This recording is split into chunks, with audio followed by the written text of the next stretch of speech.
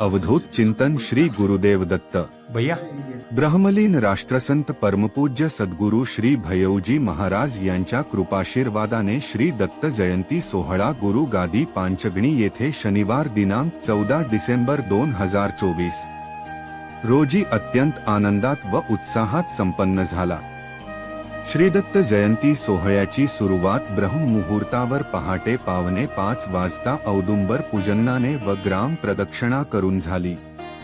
पहाटे 6 ते 7 पर्यंत श्री गुरुगादी पूजन संपन्न झाले। त्यानंतर विधिवत श्रीना व श्री गुरु पादुकांना महाअभिषेक संपन्न झाला। सकाळी 8:30 ते 10:30 पर्यंत भव्य सप्तकुंडीय श्री दत्तयाग संपन्न झाला। सकाळी पावणे 12 ते दुपारी पावणे 1 वाजेपर्यंत माधुकरी प्रदक्षिणा संपन्न झाली।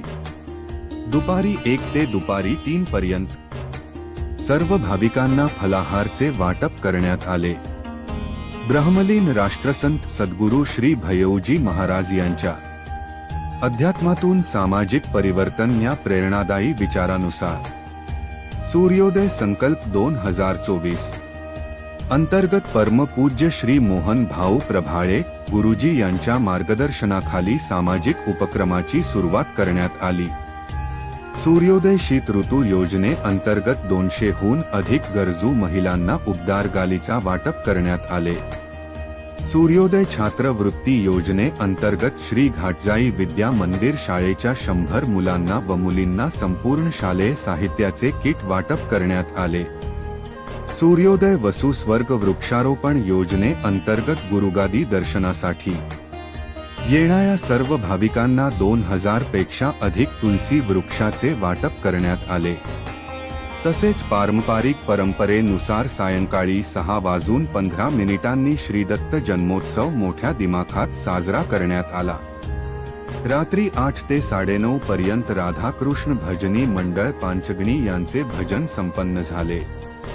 तसेच पश्चिम महाराष्ट्रातील सुप्रसिद्ध भजन मंडळ स्वर सह्याद्री यांचे मधुर भजन रात्री 10 ते रात्री 12 पर्यंत संपन्न झाले।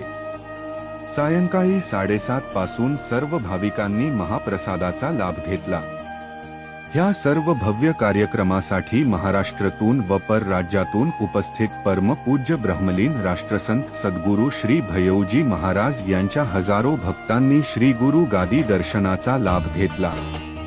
या कार्यक्रमात आध्यात्मिक, सामाजिक व राजकीय अनेक मान्यवर उपस्थित होते।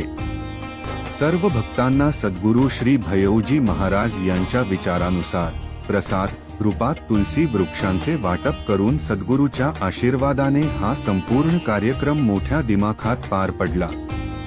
जय गुरुदेव।